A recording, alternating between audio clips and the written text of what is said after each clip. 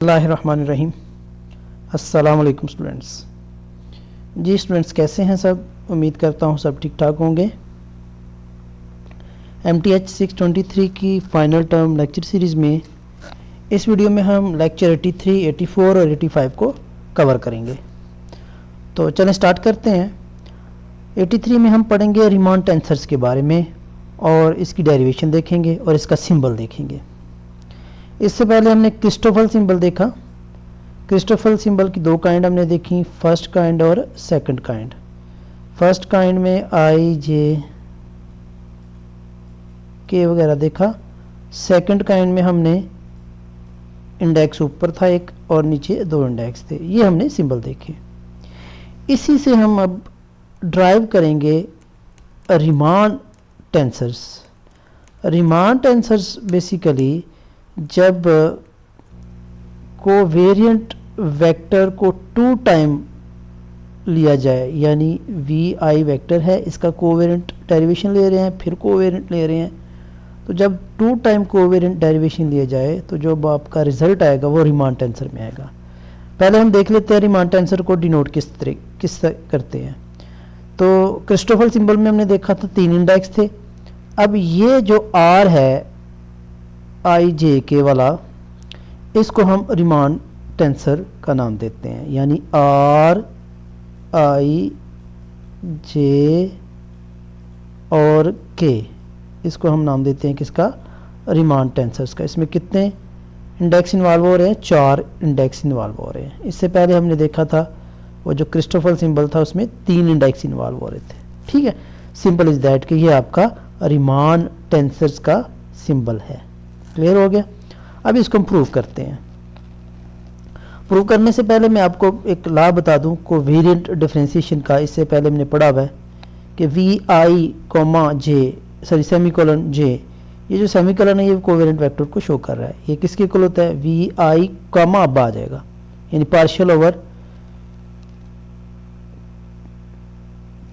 Partial x कर लें, कोई भी आप ले सकते हैं।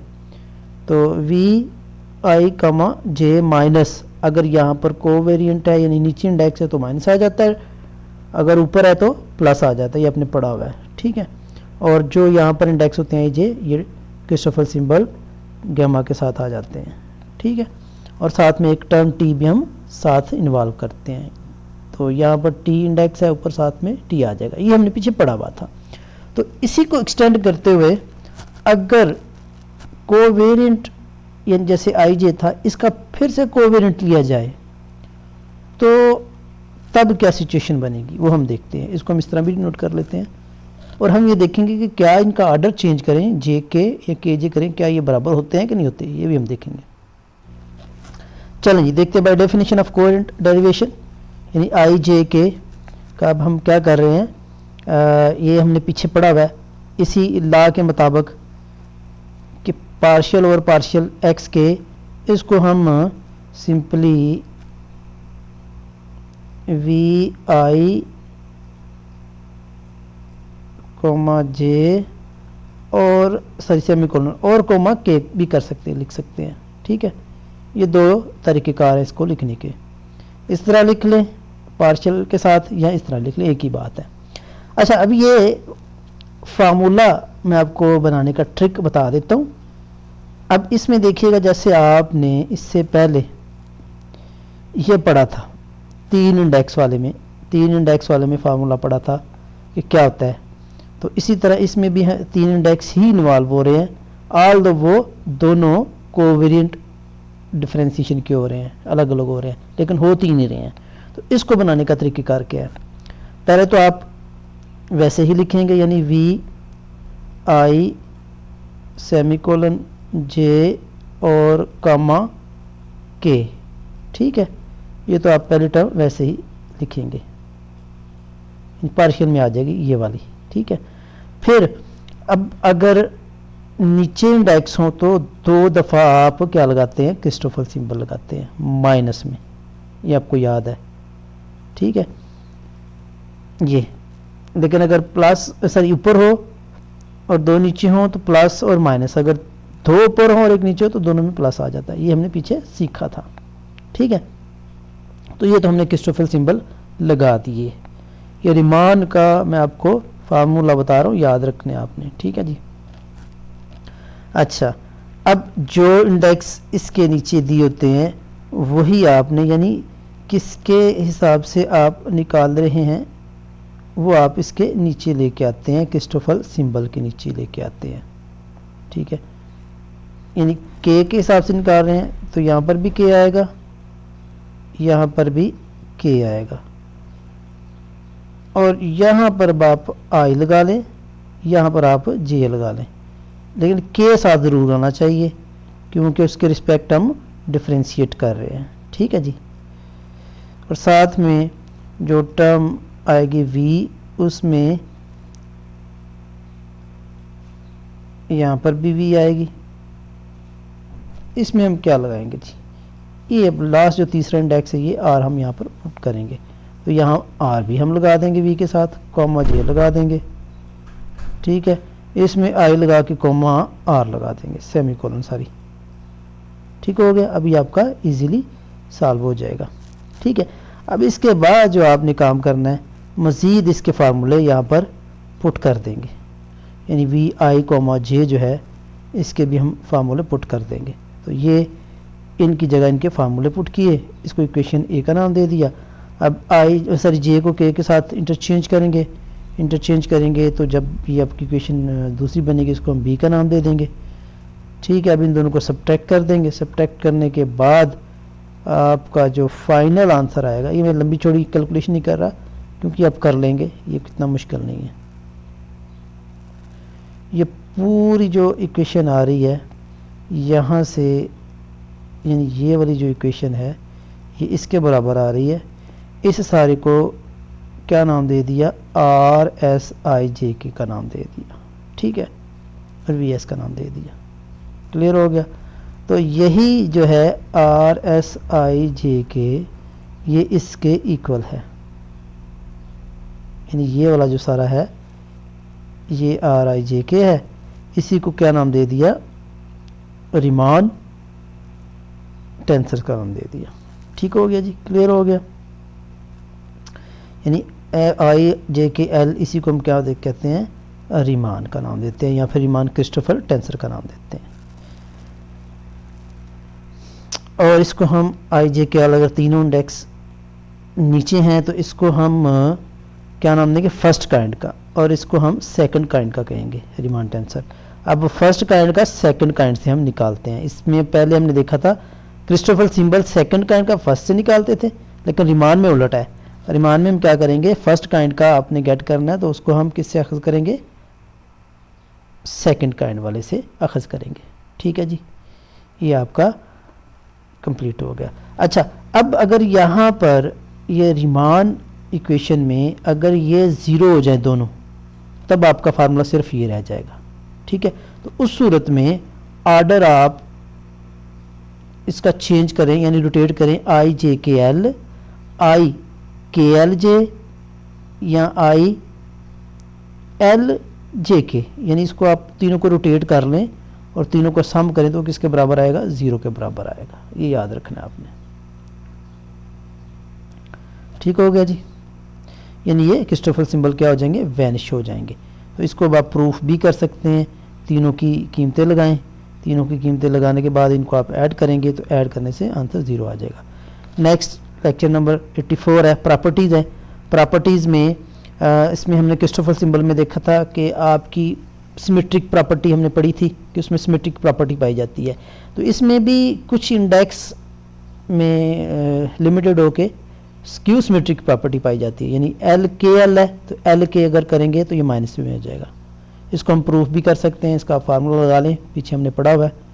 तो आगे मज़ीद कुछ प्रॉपर्टीज़ हैं उनको हम देख लेते हैं। के एल है तो माइनस एल के आ जाएगा, ठीक है। आगे देख लेते हैं, अगर फर्स्ट इंडेक्स में, फर्स्ट टू इंडेक्स में देखेंगे तो इसमें भी सिमेट्रिक पाई जाती है, स्क्यू सिमेट्रिक सारी, जे आई आ जाएगा, आई जे है तो जे आई आ जाएगा। सेकंड में होगा, सारे इंडेक्स नीचे हैं तो इसको हम सेकंड स्क्यू सिमेट्रिक कहेंगे। एल के है तो के एल इंटरचेंज कर देते हैं, यानी इनको कोई फ़र्क नहीं पड़ता, जस्ट माइनस आ जाता है। अब इसी तरह सब को अगर हम करें, आई जे की जगह और के एल की जगह इनको इंटरचेंज कर दें, के एल शुरू में आ जाए, आई जे इधर आ जाए। तो ये इसको हम इंटरचेंज कर रहे हैं, तो इसको हम सिमेट्रिक प्रॉपर्टी कह सकते हैं with respect to two index, यानी दो दो इंडेक्स के साथ इसको हम सिमेट्रिक प्रॉपर्टी का नाम दे सकते हैं। तीसरा फिफ्थ वाला ब्यांशी आइडेंटिटीज में हमने देखा था, जो हमने अभी प्रूव किया है, ये सारा 0 के बराबर होता है। अब हम ये देख सकते हैं कि नंबर ऑफ इंडिपेंडेंट कंपोनेंट कितने हैं, उसका क्या तरीक़ेकार है। यानी ये जो आपका फार्मूला है ना, इसमें हम ये देख सकते हैं कि नंबर ऑफ इंडिपेंडेंट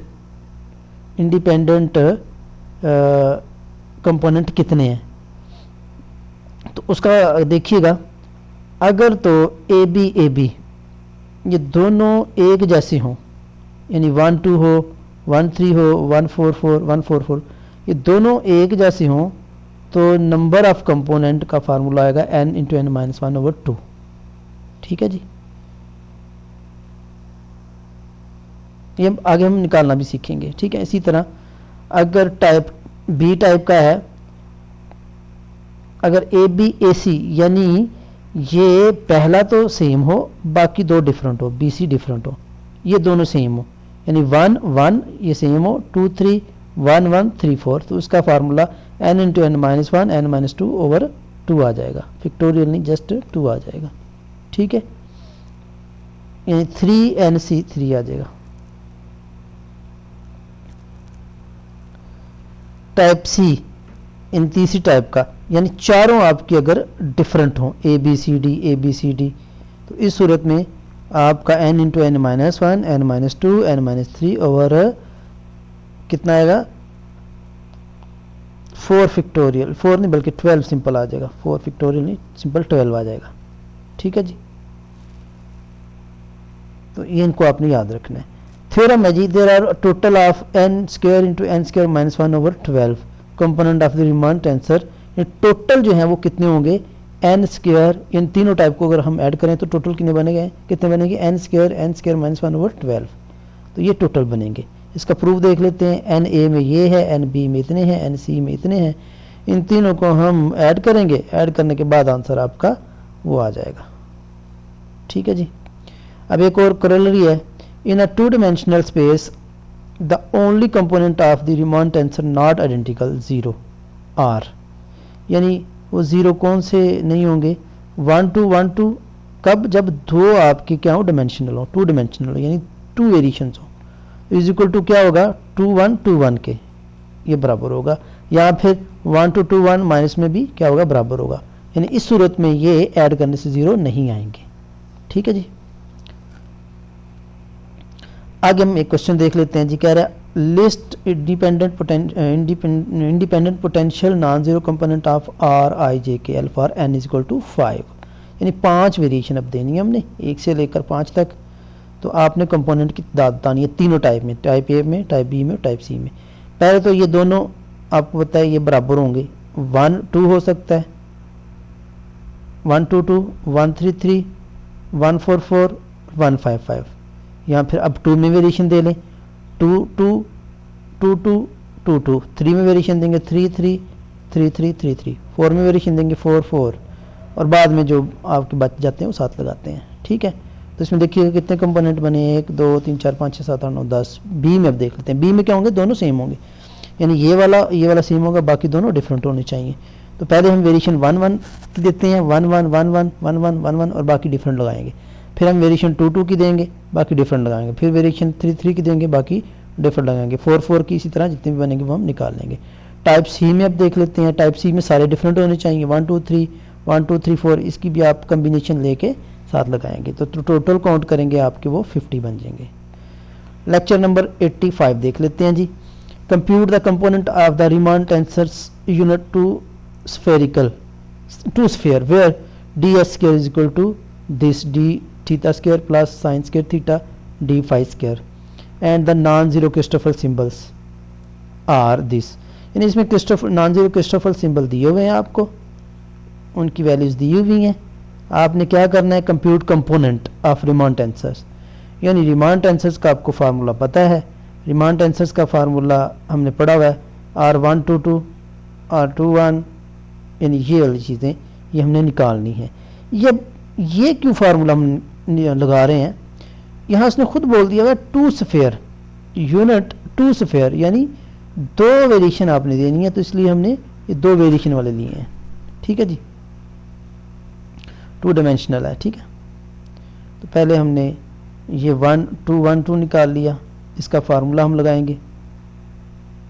फार्मूला अभी हमने निकाला हुआ है, फार्मूले में सारी वैल्यूज़ यहाँ पुट करेंगे, जबकि ये x1 की वैल्यूज़ दी हुई हैं आपको, ये ऊपर वैल्यूज़ यहाँ पर गौर करें, ये 1 2 की भी वैल्यू दी हुई है, ds² की भी वैल्यू दी हुई है, x1 की भी और x2 की भी वैल्यू दी हुई है। तो यह फाइनली वैल्यूज पुट करेंगे तो आपका आंसर निकल आएगा। For the metric of spherical coordinate, फिर वही आपको दे रहा है, उसके कोऑर्डिनेट दे रहे हैं।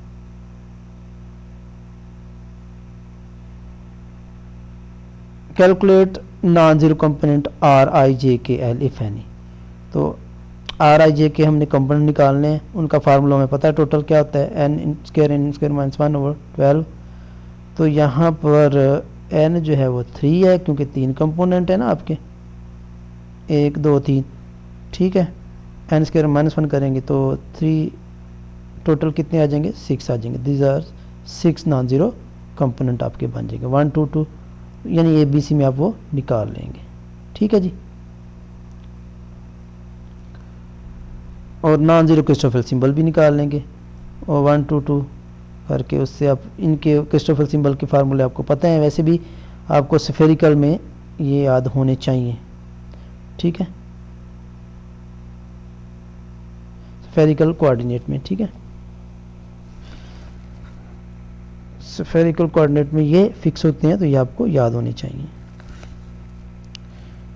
निकाल भी सकते हैं आप फार्मूला लगा के, अगर आपको याद हो। GI थिंक और 2 था, वो माइनस याद है आपको, फिर प्लस होता है, पहले में माइनस जी के साथ, फिर प्लस जी के साथ, फिर प्लस। ये फार्मूला हमने पिछले लेक्चर्स में पढ़ा हुआ है, तो ये आप निकाल सकते हैं, तो ये 0 निकल आएंगे। होपफुली आपको समझ आई होगी। कोई क्वेश्चन हो तो कमेंट में पूछ लीजिएगा। अल्लाह हाफिज़, और चैनल को सब्सक्राइब भी कर दीजिए।